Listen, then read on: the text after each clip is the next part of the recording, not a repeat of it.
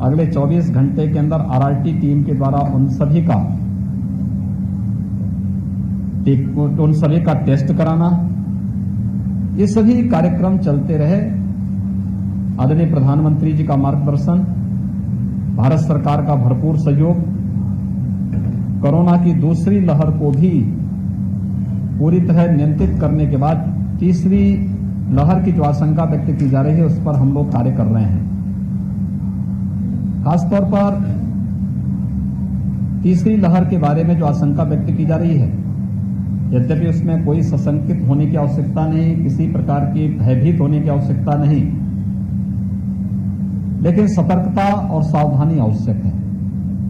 क्योंकि जिस समय तीसरी लहर के बारे में आशंका व्यक्त की जा रही है वह समय तमाम प्रकार की उन विषाणुजनित बीमारियों की प्रति भी अत्यंत संवेदनशील समय होता है।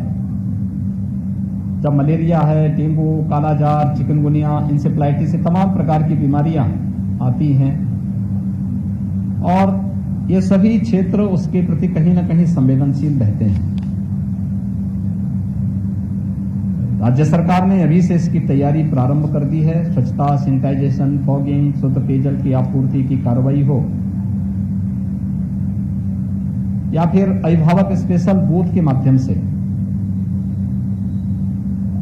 हर जनपद में अभिभावकों को 12 वर्ष से छोटी उम्र के जितने भी बच्चे हैं उनके अभिभावकों को प्राथमिकता के आधार पर वैक्सीन उपलब्ध करवाना और वैक्सीन से उन्हें कोरोना का सुरक्षा कवच उपलब्ध कराना, यह कार्य भी प्रदेश के अंदर युद्ध स्तर पर चल रहा है और हम लोगों ने इसके अभिभावक स्पेशल बूथ हर एक जनपद में स्थापित किए हैं। बलिया जनपद में भी सफलतापूर्वक आगे बढ़ रहा है।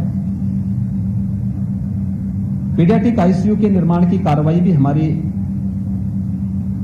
हर जनपद में प्रारंभ हुई है।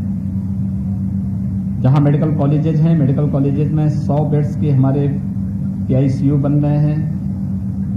डिस्ट्रिक्ट हॉस्पिटल में 25 से 30 बेड्स के हम लोगों ने पीको के निर्माण की कार्रवाई की है। कुछ सीएससीज को भी हम इसके साथ जोड़ रहे हैं जहां मिनी पीको के निर्माण की कार्रवाई युद्ध स्तर पर चल रही है। और भी इसके लिए जो भी सावधानी होगी इन सबको करने के साथ ही बच्चों की संभावित खतरों को देखते हुए, वो वायरल फीवर हो, मलेरिया, डेंगू, कालाजार, चिकनगुनिया या फिर कोरोना ही क्यों न हो, एक व्यवस्था बनाई जा रही है कि अभी से हम जैसे सेकेंड वेव में निगरानी समितियों के माध्यम से और आरआरटी के माध्यम से हम लोगों ने मेडिसिन किट वितरित किए थे, ऐसे ही इसमें भी हम लोगों ने एक प्रयास प्रारंभ किया है कि 26 जून के बाद व्यापक पैमाने पर निगरानी समितियां जनप्रतिनिधियों के मार्गदर्शन में हर विधानसभा क्षेत्र में विशेष अभियान प्रारंभ करेंगे। अभी से पर्याप्त मात्रा में दवा हर एक जनपद में भेजी गई। इसमें 4 हमने श्रेणियां तय की हैं। 0 से 1 वर्ष की उम्र, 1 से 5 वर्ष का उम्र, 5 से 12 वर्ष की उम्र के बच्चे और 12 से लेकर के 18 वर्ष की युवाओं को भी इसके साथ जोड़ा है। 4 प्रकार के पैकेट हर एक जनपद में पर्याप्त मात्रा में भेजे जा रहे हैं। हमारी निगरानी समितियां डोर टू डोर सर्वे करके इस आयु वर्ग के जो भी बच्चे कहीं भी कोई लक्षण दिखाई देगा, फीवर है, सर्दी जुकाम है, उन्हें मेडिसिन किट उपलब्ध कराएंगे और अगले 24 घंटे के अंदर उनका फिर आरआरटी के माध्यम से टेस्ट करवाने की व्यवस्था। ये 4 प्रकार के कार्यक्रम हम लोगों ने अभी से अपना प्रारंभ कर रहे हैं। वैक्सीनेशन का कार्यक्रम सफलतापूर्वक चल रहा है। वैक्सीनेशन के कार्यक्रम में पूरे प्रदेश में अब तक हम लोग 2,46,00,000 से अधिक लोगों को वैक्सीन उपलब्ध करा चुके हैं। 18 से 44 वर्ष की आयु वर्ग के 53 लाख से अधिक लोगों ने अभी तक उत्तर प्रदेश में वैक्सीन लिया है और बलिया जनपद में भी 2,64,000 से अधिक लोगों ने वैक्सीन लिया है। वैक्सीन की प्रक्रिया को तेज करने की कार्रवाई हो रही है और 21 जून से भारत सरकार ने 18 साल से 44 वर्ष की उम्र के लोगों को भी, 45 वर्ष से ऊपर के लोगों को पहले से ही फ्री में वैक्सीन भारत सरकार दे रही थी। लेकिन हम लोगों ने एक प्रयास प्रारंभ किया है भारत सरकार ने 18 से 44 राज्यों के ऊपर सौंपा था। राज्य ने 1 मई से अपने यहाँ वैक्सीनेशन प्रारंभ भी कर दिया था, लेकिन अब वैक्सीन की पर्याप्त मात्रा में उपलब्धता और ये फ्री में वैक्सीन भारत सरकार देगी, इसलिए वैक्सीनेशन की गति को और तेज बनाने की कार्रवाई। अभी हम 4 लाख वैक्सीन प्रतिदिन दे रहे हैं। 21 जून के बाद हम इसे 6 लाख प्रतिदिन करने की ओर बढ़ रहे हैं और जुलाई प्रथम सप्ताह में हमारा प्रयास है कि प्रथम सप्ताह से ही हम लोग 10 से 12 लाख वैक्सीन प्रतिदिन प्रदेश के अंदर उपलब्ध करवाने का कार्य करेंगे। मुझे प्रसन्नता है कि बलिया ने वैक्सीनेशन के इस कार्यक्रम में वेस्टेज को न्यूनतम रखने का प्रयास किया है और मुझे लगता है इसको और भी अच्छे ढंग से आगे बढ़ाया जा सकता है। सेकेंड वेव में जो समस्या हमारे सामने आई थी वह थी ऑक्सीजन की आपूर्ति को लेकर के। भारत सरकार के सहयोग से राज्य सरकार ने अपने स्तर से भी, माननीय जनप्रतिनिधियों ने भी इसमें सहयोग किया है। बलिया के अंदर एक ऑक्सीजन प्लांट बनकर के तैयार हो चुका है, चालू भी हो चुका है। 6 नए प्रस्तावित हैं।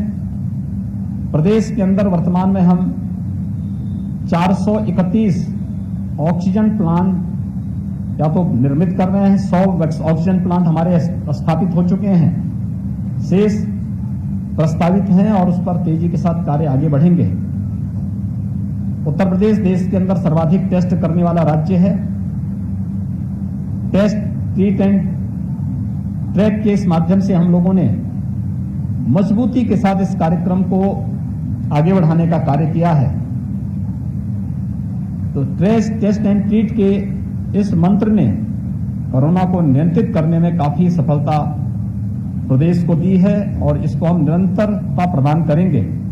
आपके माध्यम से मेरी अपील होगी जनता जनार्दन से कि वो टेस्ट करने से न भागें। निगरानी समिति आती है, टेस्ट जरूर करवाएं। मास्क का इस्तेमाल भी जरूर करें।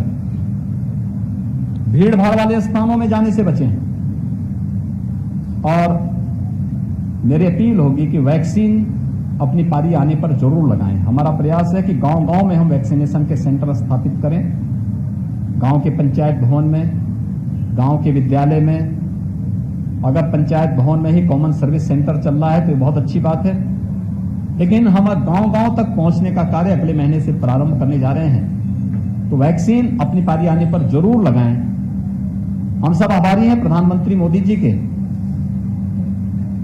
जिनके प्रयास से कोरोना को देश के यानी दुनिया के अंदर पॉजिटिविटी रेट में अगर आप देखेंगे भारत का रिजल्ट बेहतर है और मृत्यु दर को भी देखेंगे तो दुनिया के तमाम विकसित देशों की तुलना में भारत ने काफी हद तक इसको नियंत्रित करने में सफलता प्राप्त की है। लेकिन इस दौरान जनता के लिए, गरीबों के लिए, आम नागरिकों के लिए भी जो योजनाएं घोषित की हैं, प्रधानमंत्री गरीब कल्याण पैकेज के अंतर्गत अन्न योजना वितरित करने की व्यवस्था, मई से लेकर के दीपावली तक प्रत्येक जरूरतमंद व्यक्ति को खाद्यान्न की व्यवस्था, पर्याप्त मात्रा में खाद्यान्न व्यवस्था ये प्रारंभ हो चुका है। पर यूनिट 5 किलो चावल या गेहूं हर जरूरतमंद व्यक्ति को, राशन कार्ड धारक को भारत सरकार निःशुल्क उपलब्ध करा रही है। प्रदेश में 15 करोड़ लोग प्रतिमाह इस योजना से लाभान्वित हो रहे हैं। राज्य सरकार भी अपने स्तर पर 3 महीनों के लिए, जून, जुलाई और अगस्त में इस कार्यक्रम को, निःशुल्क खाद्यान्न के कार्यक्रम को अपने स्तर पर दे रही है। यानी 3 महीने मई, जून, जुलाई और अगस्त में प्रत्येक व्यक्ति को 2-2 बार निःशुल्क खाद्यान्न की सुविधा का लाभ प्राप्त होगा। हर जरूरतमंद इस संकट के समय में सरकार के सहारा की अपेक्षा रखता था। राज्य सरकार ने व्यवस्था की है। उस वर्ग को जो डेली कमाने खाने वाला है, लेबर क्लास है, स्ट्रीट वेंडर है, कुली है, या गांव में वह व्यक्ति जो अपनी नित्य प्रति के कार्यों के लिए समाज पे निर्भर रहता था, उन्हें भरण पोषण भत्ता देने की कार्रवाई भी अभी हमने विगत दिनों जितने भी प्रदेश के अंदर रजिस्टर्ड श्रमिक थे, ऐसे 23 लाख लोगों को भरण पोषण भत्ता की पहली किस्त उन्हें उपलब्ध कराई है। स्ट्रीट वेंडर या फिर परंपरागत जो हमारे कारीगर हैं, उन लोगों को देने की कार्रवाई युद्ध स्तर पर चली, वेरिफिकेशन की कार्रवाई चल रही है। बहुत शीघ्र उन्हें भी भरण पोषण भत्ता का लाभ प्राप्त होगा। बलिया के अंदर स्वास्थ्य सुविधाएं और बेहतर हों, इसके लिए कुछ प्रस्ताव हम लोगों ने यहां जनप्रतिनिधियों ने मुझे उपलब्ध करवाए हैं। देखिए, एक चीज जो जिसके बारे में बहुत भ्रांतियां पैदा करने का प्रयास हो रहा है, वह है गेहूं क्रय केंद्रों के बारे में। अगर आप बलिया के अंदर देखेंगे तो कोरोना की सेकेंड वेव में विगत वर्ष की तुलना में, यानी जो आज किसानों से सीधे गेहूं क्रय केंद्र के माध्यम से क्रय करने और डीबीटी के माध्यम से उन्हें धनराशि उपलब्ध कराने की जो कार्रवाई चल रही है, हमने 2017 में प्रारंभ की थी। 2016 की अगर मैं बात करूं, 2016 में केवल 7 लाख मीट्रिक टन गेहूं का क्रय हुआ था।